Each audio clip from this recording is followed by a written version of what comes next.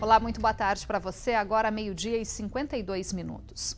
O Band Cidade de hoje começa com uma discussão sobre um problema devastador e que não escolhe mais classes sociais. O vício nas drogas, principalmente devido ao avanço do crack. Em Taubaté, uma mãe desesperada procurou nossa reportagem porque não sabe mais o que fazer para tirar o adolescente das drogas.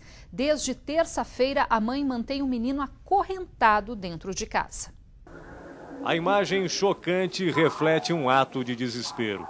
Aprisionado pelo crack, o menino de apenas 14 anos foi acorrentado pela própria mãe, na esperança de libertá-lo das drogas. Em 4 meses, o adolescente abandonou a escola e, nas ruas, aprendeu a roubar para sustentar o vício. De bicicleta, ele rouba, pegava doidado na porta do mercado. E não sei o que eu faço. Eu quero ajuda, eu já fui em todo lugar, não consigo. Sei que dói, viu? Ver ele apanhando na rua. No Brasil, essa triste realidade tem se tornado cada vez mais comum. Segundo dados do governo federal, quase 1% da população brasileira entre 12 e 65 anos já usou crack ao menos uma vez. A maioria é das classes C e D.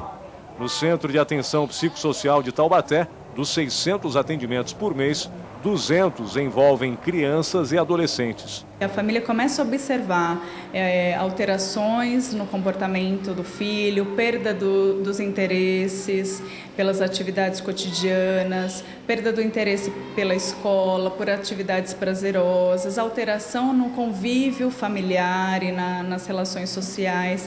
Isso já é um indicativo que o adolescente pode estar tendo um problema. Isso pode sim estar vinculado ao uso de alguma substância psicoativa.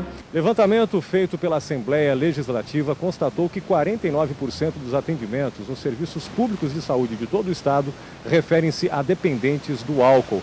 Mas o crack já aparece em segundo lugar com 31%. E nas cidades com até 100 mil habitantes, o número de atendimentos já empatou, já se igualou. Para tentar entender a razão desse avanço, a gente convidou aqui 4 especialistas. Eu começo com a Luciane Perrenot, que é psicóloga. Por que tem cada vez mais gente e cada vez mais jovens usando crack e outras drogas? Então, são inúmeros os motivos, né? E eles não são iguais para todos os adolescentes, para todos os jovens, né? Vai depender um pouco de como é a história de vida de cada um, qual é o motivo, se é uma curiosidade, se pode ser uma busca por prazer, né? E uma outra situação muito importante, que às vezes é pouco valorizada, são pacientes que têm diagnósticos psiquiátricos precoces e não são feitos, exatamente por não ter sido feita a avaliação.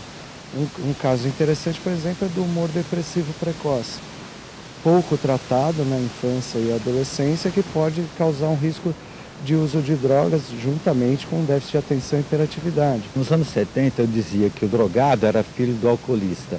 Hoje a gente percebe claramente que muitos dependentes de droga têm pais dependentes de droga, têm um aprendizado familiar, tem um certo valor em algumas famílias de que a pessoa pode usar e ela pode ter um uso controlado. Muitas vezes a pessoa aprende em casa a encontrar soluções em produtos, em consumo, de fora para dentro. Esse é o grande modelo que está aí colocado. Quer dizer, você aprende a colocar coisas dentro de você, a ter coisas, a comprar coisas e se identifica como uma coisa. Quer dizer, a pessoa perde as relações de implicação dos seus hábitos e suas consequências. O que vale é o já, é o imediato. Essa competitividade exacerbada que nós temos nessa sociedade contemporânea, e as pessoas, as experiências que elas vão travando na sua vida, nem sempre levam a isso. Eu acho que a droga, de uma certa forma, ela causa essa sensação de onipotência, as pessoas ficam mais, entre aspas, liberadas com a droga, se sentem um pouco mais fortes, e nós sabemos que isso tudo é muito efêmero, é passageiro, mas de uma primeira experiência isso pode se converter num vício. A gente já percebeu aqui que a prevenção é a solução para o problema, mas quando o jovem já é dependente químico, doutor, falta local para tratamento? Falta, tanto em serviço público quanto em local privado, principalmente em regime de internação e hospital geral. Na nossa região, nós não temos nenhum leito de internação dentro do hospital geral, como se tem, por exemplo, na cidade de Diadema, né? Uma enfermaria muito boa, de curta permanência, para tirar o paciente daqueles primeiros dias de sintoma de abstinência. Tem que se criar uma lei que determine, obrigue a internação compulsória em casos extremos?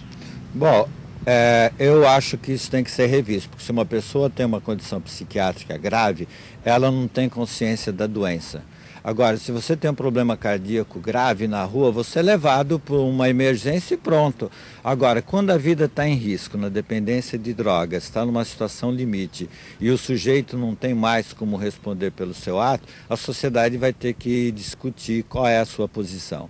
Agora, eu penso que faltam alternativas de locais diferenciados de tratamento e de acolhimento, desde um nível mais grave da dependência até níveis de abuso ou de uso periódico e de atenção à família. É muito precário ainda o nosso tipo de atendimento. Nós não temos uma estrutura real para acolher a complexidade do uso, abuso e dependência de drogas. É uma grande discussão. Uma mulher de 51 anos foi presa esta noite em São José dos Campos, acusada de matar o próprio marido. O crime aconteceu no bairro Sapê, zona leste da cidade. Para a polícia, a acusada, que alegou ser agredida pela vítima, deu duas versões do crime.